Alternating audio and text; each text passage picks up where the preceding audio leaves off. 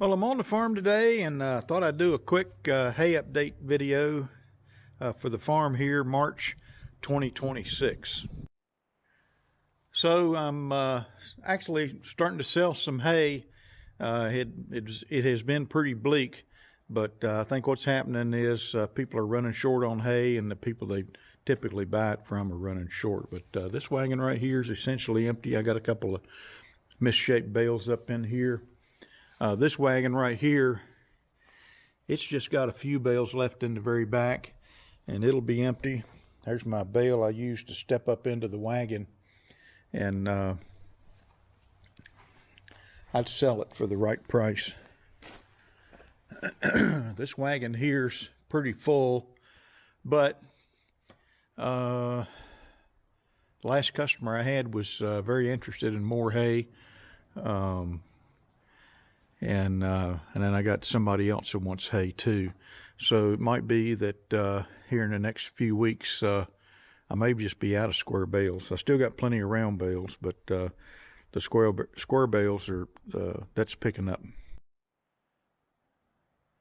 So I'm going to kind of stay here in the barn. The wind's picking up, and it's hard to talk over the wind noise, but this field out here around my barn, I was hoping to have it planted in Timothy, but spring planting Timothy, which is a no-no, but I wanted to do it anyway. But as it stands right now, I can't get seed, and been to several places, and they either got a handful of bags of old seed. One place I went, the Timothy seed was tested in 23 and used by 24, and it was still on their shelves as quote-unquote fresh Timothy seed. I've got one wagon pulled in here, and I got another one I pulled out so people can back in here to get the hay off the wagons.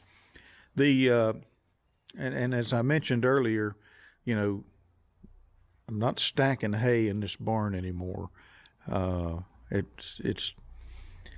I'm getting too old to be stacking a bazillion bales.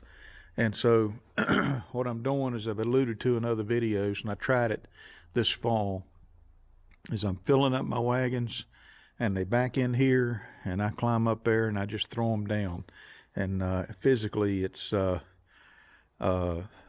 many, many times easier for me than having to wrestle with these square bales. But I'm just about ready to pull that wagon out, and that one too.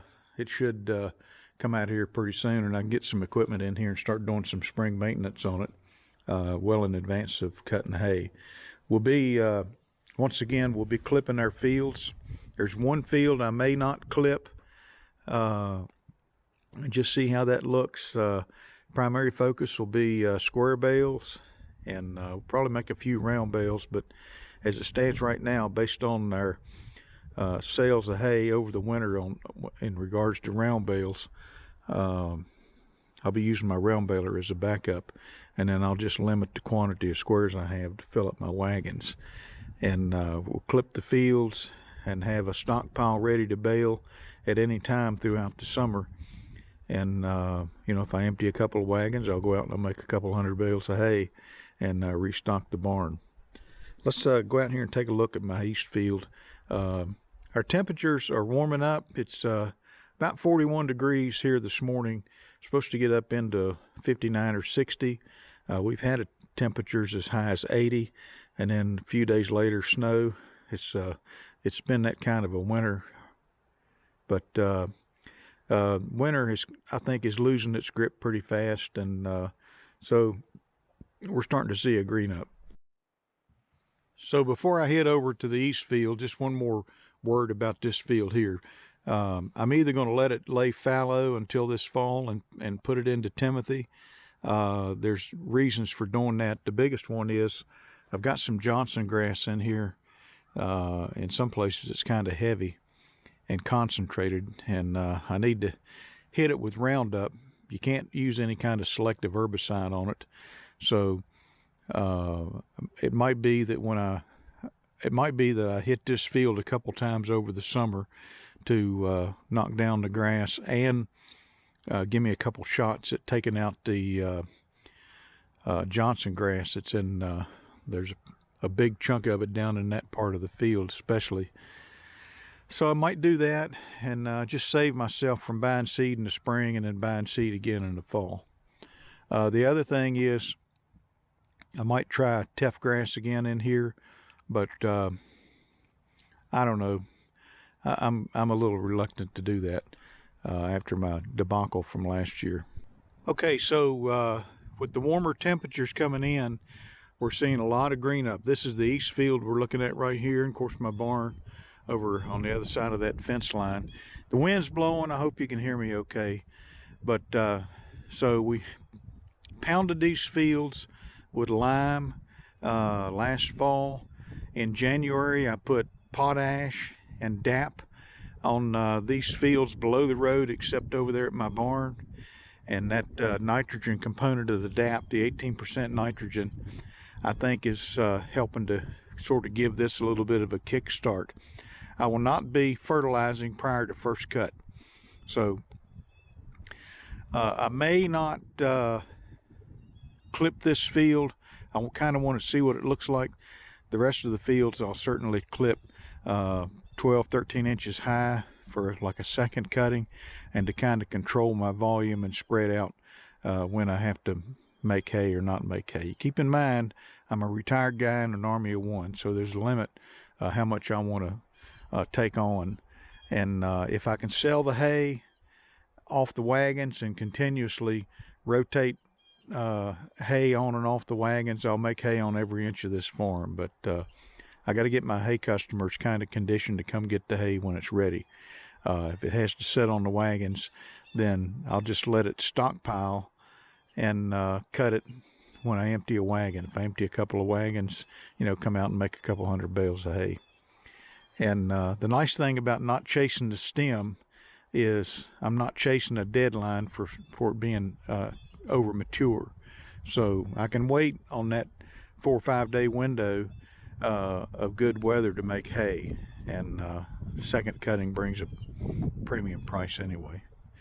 So between the lime, the fertilizer, and also I took all my old Timothy seed and overseeded it on everything below the road except over there at my barn.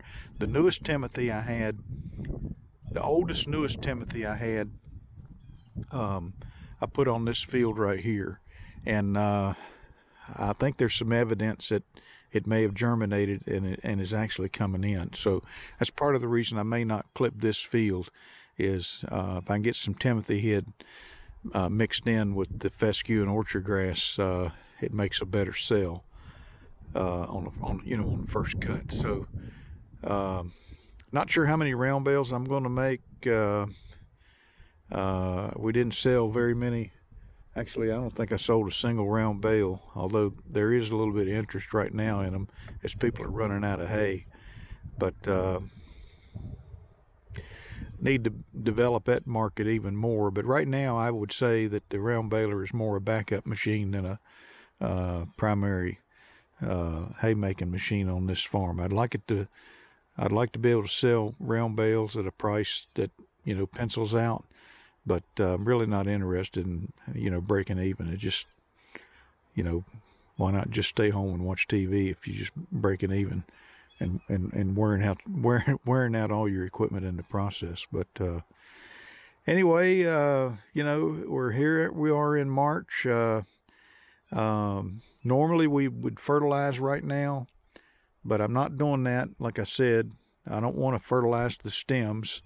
I want to let them come in and then clip them, and then I'll fertilize the grass and see what I can yield with that. And that's the plan right now. So herbicides will probably go down middle of April, and so typically I like to fertilize when things are normal. When you're making your first cut, I like to fertilize in March, put my herbicide down in April, and then middle of May, 1st of June, I'm cutting hay, and then we wait through the summer until August, September for the second cuttings. or third cuttings, depending on how it goes. So anyway, that's kind of the hay update here on the farm. The one thing more, where the forestry mulcher came in on the hill, I've been pleasantly surprised. I thought for sure the native grasses in the middle of those autumn olive stubbles would just get destroyed, almost like you put Roundup on it. But oddly enough, with the rains we've had and the warm weather, the days of warm weather we've had and sun, the grass, there's actually grass coming in up there. So I was planning on trying to plant something in the spring. I really didn't want to plant a bunch of trashy fescue up there, and then have to turn around and kill it in the fall if I put it in something in the fall. It might have to wait till the second fall in order to plant in a perennial, because we got to put lime down up there and really got to work on the soil health up there before I really commit to a nice stand of grass. And it'll probably be orchard grass, and maybe a couple of those fields that might be in Timothy. The way the sun comes in on them and the heat of the summer, some lend themselves better to Timothy than orchard grass. But ultimately, I want a stand of grass that survives all summer, so we don't have erosion back up there on the hill. So got plenty of time to ponder all that. And so right now, we're just kind of looking at maintenance, oil changes, kicker wagon builds, and just kind of keeping an eyeball on the situation here, and we'll pivot any which way we need to. But I like what I'm seeing here with the green up, and really hoping we have a pretty good hay season here on the farm, and hoping some people will show up and take the remaining hay I got off of my hands. I've held firm on my price, prepared to carry this hay into next fall if I need to. I don't plan on slashing the prices to get it out of here. If I'm going to sell hay that's a year old, it needs to be a year old before I start cutting prices. Anyway, that's the video. Hay update for March 2026 here on the farm, and we'll talk to you later.